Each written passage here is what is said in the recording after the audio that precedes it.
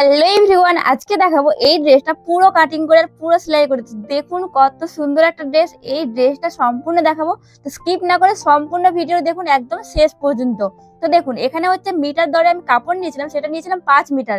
আর সেই 5 মিটার কাপড় একদম না কেটে সম্পূর্ণ কাপড়টা আমি এই একটা ঘাগরা তৈরি করব। তো দেখুন সম্পূর্ণ 5 মিটার কাপড় কিন্তু অনেকটা বড়। এবারে এত বড় কাপড় একটু কমরের মধ্যে সেটা কিভাবে নিয়ে আসছি দেখুন।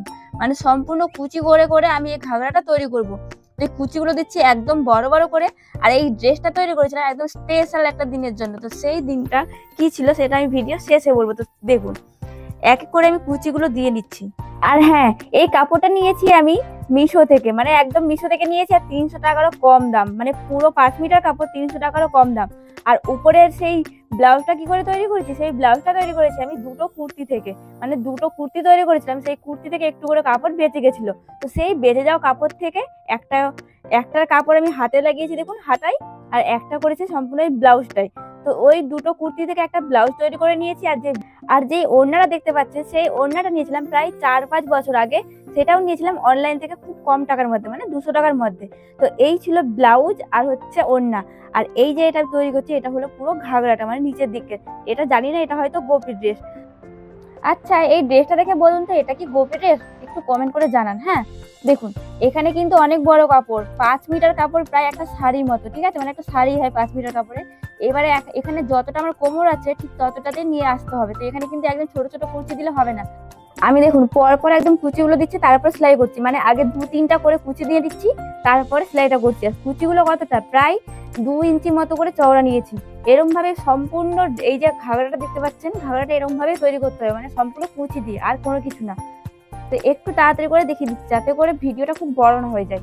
কুচি দিয়ে যায় শেষই হচ্ছে না, তো এখন হলো শেষ। এবারে দেখুন এটা ভাঁজ করে দেখে নিচ্ছি যে কোমরের অর্ধেক আমার এসছে কিনা। তো একটু বাকি ছিল, মানে একটু কম ছিল, তো আর একটু কুচি আমি এখানে দিয়ে নিচ্ছি, মানে একদম শেষের দিকে। তো আরো একটু কুচি দিয়ে দিলাম। এবার দেখুন বাকি কিন্তু সাইডে বাড়তি কাপড় আছে, তো সেইটুকুই আমি শুধুমাত্র দিলাম। বাকি বাড়তি কাপড়টা আছে, সেই কাপড়টা কি করবো আগে দেখুন, সরি তার আগে দেখুন এখানে আমি পুরো কোমরটা নিয়ে নিচ্ছি। মানে কোমর যতটা আছে, তো কোমর আছে আমার 30.5 ইঞ্চি। সেই 30.5টা দেখে নিচ্ছে কোথা থেকে হচ্ছে, একদম গোড়া থেকে এরকম ভাবে ফিতেটা ধরে ধরে দেখে নিচ্ছি। তো এখানে আমার কোমর যতটা আছে তার থেকে প্রায় 2 থেকে 2.5 ইঞ্চি অথবা 3 ইঞ্চি এক্সট্রা নিব, এর থেকে বেশি না। তো এখানে আমার কোমর আছে 30.5 ইঞ্চি, কিন্তু দেখুন আমি নিচ্ছি 33 ইঞ্চি, মানে প্রায় 2 থেকে 2.5 ইঞ্চি বেশি। এতটাই বেশি নিব, খুব বেশি কিন্তু আমি নিব না এখানটায়। তো আমি 33-এ দাগ দিয়ে দিলাম। এবারে যে বাড়তি কাপড়টা থাকলো সেই কাপড়টা কিন্তু কেটে বাদ দিয়ে দিব। তো এরকম ভাবে পুরো কাপড়টাই আমি দাগ দিয়ে দিচ্ছি, মানে প্রায় 5 থেকে 2 লাইন মতো বেড়েছে হয়তো, মানে 5 থেকে 2 লাইন মতো হয়তো বাড়তি আছে। তো সেই 5 থেকে 2 লাইন করে করে সম্পূর্ণটা দাগ দিয়ে দিচ্ছি। এবারে যেমন দাগ দিলাম সেই বাড়তি কাপড়টা দেখুন কেটে আমি বাদ দিয়ে দিচ্ছি। এবারে যেই কাপড়টা কেটে বাদ দিব সেই কাপড়টা থেকে কিন্তু আমি বেল্ট তৈরি করবো, কারণ এই যে ঘাগড়াটা তৈরি করছি, ঘাগড়ার জন্য বেল্ট তৈরি করতে হবে। সেই বাড়তি কাপড়টা থেকে আমি বেল্ট তৈরি করে দিব। কাটিং বলতে হচ্ছে এইটাই হলো কাটিং। এরপরে আর কোনো রকম কাটিং করছি না, মানে 5 মিটার কাপড় সম্পূর্ণ, মানে গোটা কাপড়টাই আমি তৈরি করছি, যাতে করে এই কাপড়টা খুলে, মানে এই ঘাগড়াটা খুলে আবার যাতে আমি আবার ড্রেস তৈরি করতে পারি। প্রথমেই দেখেছেন একটা আমি শাড়ি করেছিলাম, শাড়ি মানে কি এই কাপড়টাই শাড়ি করে পরেছিলাম। শাড়ি করে পরার পর এই ঘাগড়াটা তৈরি করলাম, তারপরে আবার এই ঘাগড়া থেকে আমি আবার ড্রেস তৈরি করবো, সেটা ভিডিওতে দেখতে পারবেন, মানে সেটা এর পরের কোনো ভিডিওতে দেখতে পারবেন। তো দেখুন এখানে পট্টির জন্য আমি কাপড় নিয়ে নিয়েছি, মানে কোমর পট্টি এখানে জাস্ট কেটে রাখলাম। এইবারে দেখাচ্ছি এখানটাই পূর্ণ ঘাগড়াটার ঝুল। তো ঘাগড়ার ঝুল নিব আমি 38 ইঞ্চিতে। দেখুন একদম ওপর থেকে, ওপরে তো 1/2 ইঞ্চি চলে যাবে যখন পট্টি লাগাবো। তো দেখুন ওপর থেকে সে 1/2 ইঞ্চি ছেড়ে আমি 38 ইঞ্চিতে দাগটা দিয়ে নিব, কারণ এই ঘাগড়াটা একদম মাটি অবধি হচ্ছে, মানে পুরো ঝুল হচ্ছে। তো সেই কারণে এটা আমি বেশি করে নিয়ে নিয়েছি। তো দেখুন 38 দিন নিয়ে নিয়েছি। এবারে দেখুন 38 থেকে নিচে কিন্তু অনেক টাকা বেঁচে আছে। তো সেটা কি করবো, সেটা আমি কেটে বাদ দিব না, সেটা মুড়ে নিব। মুড়ে নিলে পরে কি হবে, নিচের দিকে কিন্তু একটু মোটা হয়ে থাকবে, এতে করে খুব ভালো লাগবে দেখতে। এখানে কেটে বাদ দিব না, এরকম ভাবে ডবল করে মুড়ে নিব।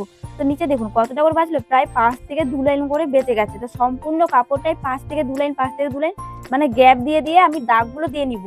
তো যেমন ভাবে দাগ দিলাম সম্পূর্ণ কাপড়টা এরকম ভাবে দাগ দিয়ে নিচ্ছি। তারপরে সেই কাপড়টাই ডবল ভাঁজ করে, মানে আগে দেখুন 5 ইঞ্চি 2 লাইন যেখানে দাগ দিলাম সেখানে মুড়লাম, তারপর আরো একবার মুড়ে নিলাম, মানে সম্পূর্ণ সেই 5 ইঞ্চি 2 লাইন কাপড় উল্টো দিকে চলে যাবে, মানে এটা ডবল ফোল্ড করে মুড়ে নিলাম। দেখুন নিচের দিকে যে মুড়লাম প্রায় এখানে 2.5 ইঞ্চি থেকে 1 লাইন মতো বেশি, মানে ওরকম করে থাকবে। তো এই হচ্ছে নিচের দিকে সম্পূর্ণ মুড়ার জন্য কাপড়। এখানে দেখুন একটুও কিন্তু আমি কেটে বাদ দিলাম না, এতে করে কি হবে, কাপড় আমার নষ্টও হলো না, আর এতে করে খুব ভালোভাবে ফিনিশিং এর সাথে সেলাই হয়ে গেল। তো নিচের দিকের পট্টির কাপড়টা আমার হয়ে গেল, পট্টি বলতে যেটা আমি মুড়ে সেলাই করলাম, তো সম্পূর্ণ হয়ে গেল। এবারে কি করতে হবে, এখানে দেখুন এটা তো হলো। এবার উপর দিকে কিন্তু বেল্ট তৈরি করতে হবে। তো বেল্টের জন্য এই যে কাপড়টা নিয়েছিলাম, মানে দেখুন বেল্টের জন্য তো কাপড় নিয়েছিলাম, সেটা আমি মাপ করে নিয়ে নিচ্ছি। তো এখানে নিচ্ছি 4.25 ইঞ্চি, মানে 2 লাইন কম 4 ইঞ্চি করে সম্পূর্ণ পট্টির কাপড়টাই আমি দাগ দিয়ে নিয়েছি। এবার দাগ বরাবরও কেটে নিয়েছি।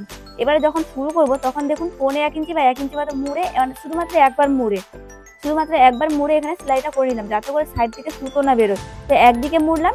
এবারে কি করছি, এই যে মেন ঘাগরার কাপড়ের উপরে এই পট্টি কাপড়টা রেখে দিচ্ছি। আর অবশ্যই সোজা পাটের ওপর সোজা পাট রাখলাম। রাখার পরে একসঙ্গে দুটোই ধরে সাইডে, মানে একদম ওপর দিকে 1/2 ইঞ্চি করে গ্যাপ দিয়ে এটা সেলাইটা করে নিতে হবে। মানে পট্টির সঙ্গে সেই ঘাগরার কাপড়টা আমি দেখুন জয়েন্ট করে নিচ্ছি। সম্পূর্ণটা কি করছি, 1/2 ইঞ্চি করে গ্যাপ দিয়ে সেলাইটা করে নিচ্ছি। আর হ্যাঁ, এখানে আপনারা ইচ্ছা মতো দিতে পারেন, এখানে দড়ি পাস করতে পারেন অথবা এলাস্টিকও লাগাতে পারেন। তো এখানে আমার মনে হলো যে কোমর যতটা আছে ততটাই নিই। তো দেখুন এখানে আমি কোমর যতটা আছে ততটাই নিয়েছি, তারপরে এখানে বেল্টটা অ্যাটাচ করছি। কিন্তু এর ভেতরেও আবার আমি একটা দড়ি পাস করব। দড়ি পাস করার পরেও সাইডে আমি একটু কাটা রাখবো, সেখান থেকে একটা চেন লাগাবো, সেটা থাকবে ইনভিজিবল চেন। তো দেখুন এখানে পট্টিটা লাগানো হয়ে গেল। এবার যেই একটু কাপড় আমি বাড়তি রেখেছিলাম সেটা মুড়ে নিচ্ছি, যাতে করে এখান থেকে সুতো না বেরোয়। তো এটা হলো। এবার দেখুন যেখানে জয়েন্ট আছে সেখানটায় এতটুকু হলো পট্টির কাপড়। এবারে কি করলাম, আগে 1/2 ইঞ্চি মুড়ছি, তারপরে যেখানে জয়েন্ট আছে সেই জয়েন্টের ওখানে এই পট্টির কাপড়টা রেখে দিচ্ছি। দিয়ে এখানে দেখুন প্রায় 1 থেকে 1.5 ইঞ্চি মতো পট্টির কাপড় দেখা যাবে। তো এই দিকে যতটা দেখা যাচ্ছে সোজা দিকেও কিন্তু ঠিক ততটাই দেখা যাবে, মানে দুই দিকেই একই রকম দেখা যাবে। এরকম ভাবেই আমি পট্টিটা লাগাচ্ছি। তো দেখুন ভালোভাবে দেখুন, আগে 1/2 ইঞ্চি মুড়ছি, তারপরে যেখানে জয়েন্টটা আছে সেই জয়েন্টের উপরে সেই 1/2 ইঞ্চি কাপড়টা রেখে দিচ্ছি। এতে করে কি হবে, খুব ফিনিশিং এর সাথে এখানে এই বেল্টের কাপড়টা তৈরি হয়ে যাবে। তো সম্পূর্ণ বেল্টের কাপড়টা আমি একই রকম ভাবে করে নিয়েছি, মানে মুড়ে এটা সেলাই করে নিলাম। এইবারে কি করবো, এর ভেতর দিয়ে কিন্তু দড়ি পাস করতে হবে। তার আগে এখানে সাইড থেকে সেলাই করব। তারপরে এখানে দেখুন এতটা মতো আমি আগে চেন লাগাবো, সরি এটা আগে না পরে লাগাবো। তার আগে এখানে জয়েন্ট করে নিচ্ছি, মানে একদিকের সঙ্গে একদিকের পার্টটা দেখুন ভালোভাবে ধরে নিয়েছি, আর সাইড থেকে এটা জয়েন্ট করে নিতে হবে। আর এই জয়েন্টটা করবেন দুবার করে সেলাই করবো, কারণ এটা কিন্তু একটু মজবুত লাগবে, ঠিক আছে, মানে যাতে করে একটু শক্তমক্ত হয়ে যায়। তো এরকম ভাবে সম্পূর্ণ আমি দেখুন 1/2 ইঞ্চি গ্যাপ দিই, মানে সাইডে 1/2 ইঞ্চি মতো গ্যাপ দিয়ে সম্পূর্ণ সেলাইটা করে নিচ্ছি, মানে একদম নিচ থেকে ওপর অব্দি। এবারে যেখানে দাগ দিলাম সেখান থেকেই কিন্তু আমার চেনটা বসানো হবে। তো চেনটা বসানোর আগেও কিন্তু দেখুন আমি জয়েন্ট এটা করে নিচ্ছি, এই জয়েন্টের পরেই আমি চেনটা বসাবো। তো এই হলো জয়েন্ট করা। এবারে যেখানে জয়েন্ট করলাম না, যেখানে দাগ দিলাম সেখান থেকে কিন্তু আমার এই চেনটা হবে। এখানে লাগাবো ইনভিজিবল চেন। সেটা আপনারা কি করে লাগাতে হয়, মানে আমি সেটা কি করে লাগিয়েছি, সেটা যদি আপনারা দেখতে চান তাহলে অবশ্যই কমেন্ট করবেন। আমি সেই ভিডিও নিয়ে চলে আসবো, মানে সেই ইনভিজিবল চেন কি করে লাগাতে হয় সেটা আমি দেখিয়ে দিব। তো এই হচ্ছে দেখুন এই জায়গাটা থেকে কিন্তু আমি চেনটা লাগাবো। তো এই হচ্ছে সম্পূর্ণ ড্রেসটা কেমন লাগলো অবশ্যই জানাবেন। আর এটা কি গোপী ড্রেস সেটাও অবশ্যই দেখে বলবেন। আর হ্যাঁ, এই দিনটা ছিল জন্মাষ্টমীর দিন। তো জন্মাষ্টমীর দিন সারাদিন উপবাস ছিলাম, কিন্তু সেই দিনই আমি এই ড্রেসটা তৈরি করেছিলাম। তার আগে দেখুন উপরে একটা ড্রয়িং করেছিলাম। ড্রয়িংটা করেছিলাম প্রায় দুপুরবেলার মতো, মানে দুপুরের দিকে। আর এই ড্রেসটা তৈরি করেছিলাম সেই দুপুরের মধ্যে। আর তৈরি করে আবার পরেছিলাম রাত্রিবেলা। রাতে তেমন এনার্জি ছিল না ফটো ভিডিও করার, কিন্তু পরের দিন আমি ঠিকই করে নিয়েছিলাম। তো এই হলো পুরো ড্রেস। আর সম্পূর্ণ ভিডিও দেখার জন্য অসংখ্য ধন্যবাদ। আপনি যদি আমার চ্যানেলে নতুন হন তাহলে চ্যানেলটি সাবস্ক্রাইব করে দেবেন। ধন্যবাদ।